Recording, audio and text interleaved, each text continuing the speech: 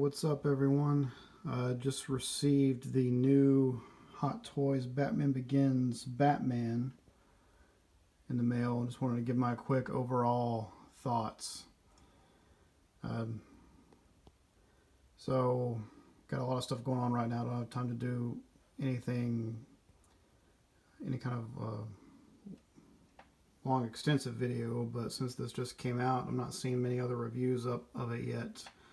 Just thought I would drop this review and just give my overall impressions. So first of all, I would urge you to go over to Dean Knight's channel.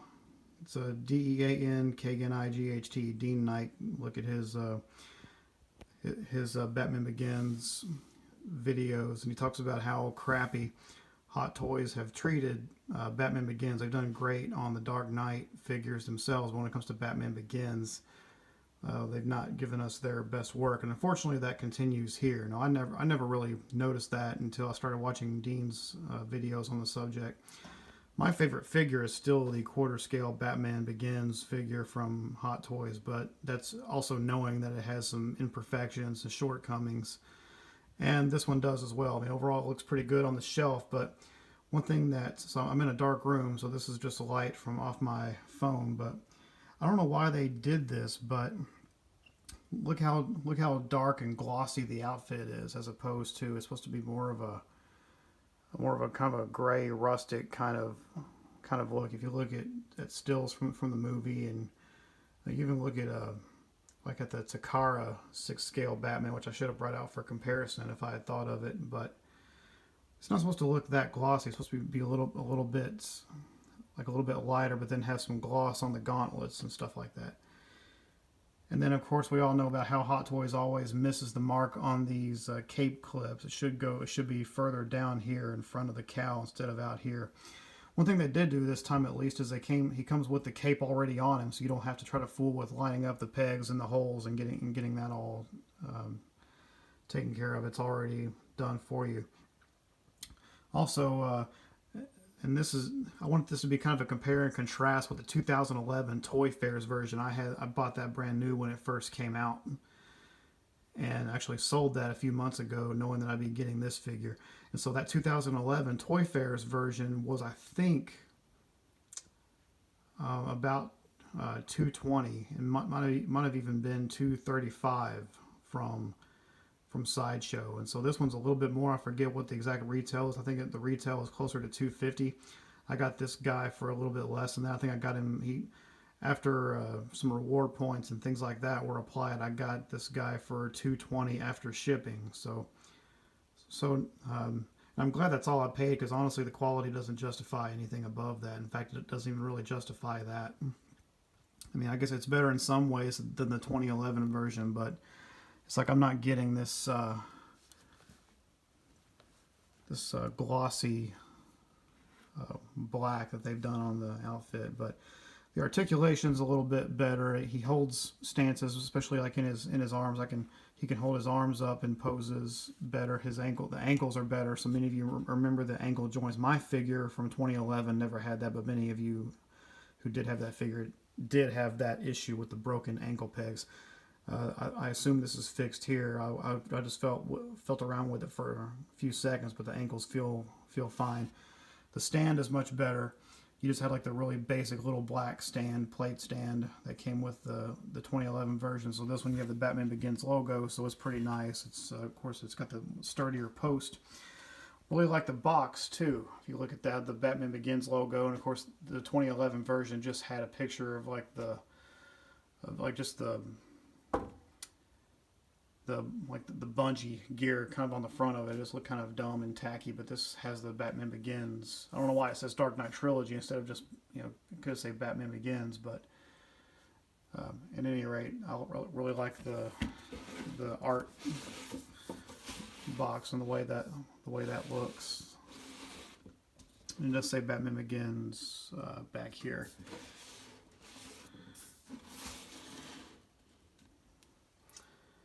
Alright, so as you can see, I mean, to me it looks like the same head sculpt. I mean, I would know that head sculpt anywhere because it came right off the 2011 version, so really nothing different there.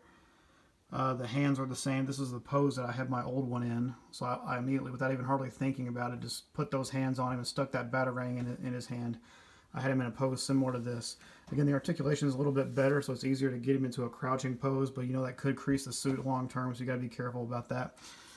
This suit, I think, is a little bit sturdier, but again, you got the black and glossiness, so it's, you know, I think probably even less screen accurate than the original was, which is unfortunate. But then if you look over here, this is what he comes with, so it's all the same stuff that the original did. So you got the bungee gear, you got the utility, you got the belt from the first night out, you got the ski mask. But then we have a different Bruce Wayne head than what the original had, a much better one. So that is excellent. It may just be a repaint though from the Dark Knight version, to be honest. I mean, knowing Hot Toys, I wouldn't be surprised, because they had an excellent Bruce Wayne head sculpt with the latest, with the DX19. And so this may be just a slightly repainted version of that. I'm not sure, but in any event, it does look good, but it does look a little bit more Dark Knight to me than Batman Begins, but it does look really good. Then you have the two face plates. You have the constipated faceplate, and then you have the extremely constipated and about to cry, which the first one got made fun of for, and they just included that. So this is all just reused stuff. They didn't really do anything new on this. I mean, the same hands and the same gestures. You got the two batarangs here. You got the little bomb here. So really nothing new in the accessories camp, other than you get an updated Bruce Wayne head sculpt, which was probably, I suspect, a reuse from the DX19. But I mean, overall, you know, it's fine. But you know, like Dean Knight, my favorite movie of all time is Batman Begins. It's not just my favorite Batman film; it's my favorite film of all time, and really reignited my love for Batman, which had really fallen off the wayside by 2005 due to the Schumacher films, which just about completely ruined Batman. But the Chris Nolan, the Dark Knight trilogy, and particularly Batman Begins, I remember watching that for the first time and being, wow, this is a movie that's really treating Batman seriously at an adult level, which is pretty amazing to see, more than we'd ever seen before.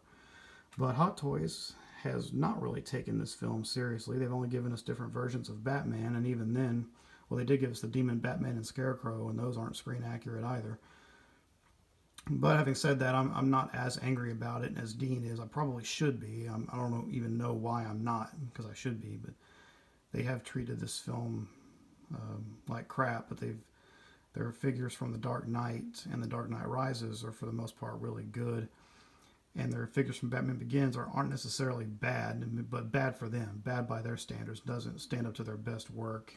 And we just see more of that here. So if you missed out on the first one, definitely a good chance to pick it up. If you have the current version, I would say there's really no need to sell that one and pick this one up.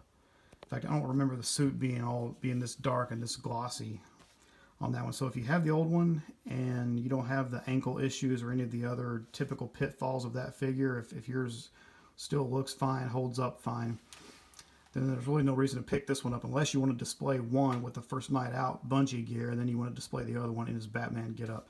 I have the Takara Batman for that reason, so I can have him displayed as Batman, but then I might use the Takara version as the first night out, or actually, since this one would probably look better in the first night out version than it does like this, because that Bruce Wayne head is so good. So I don't really know yet, but so it's good to have two Batman Begins Batman figures. If you're that deep into Batman Begins like I am, you can have different display options. But so yeah, I mean, it's okay. It's solid. I mean, it's really the only difference is, again, from the first version, the 2011 version, is you have a better box. You have a better stand, which, you know, big whoop. None of us are really in this hobby for the boxes or the stands.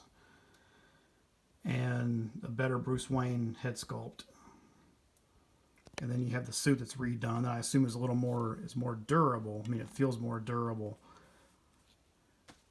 And will probably hold up better over time, but just the glossiness of it and just how dark it is. I mean, to me, it doesn't look quite as screen accurate from what I remember, even compared to the 2011 version. I wish I still had the 2011 version here so I could get it out and compare it, but anyway, so yeah, it's a solid figure for a Batman Begins fan. You missed out on the first one. Definitely go for this one.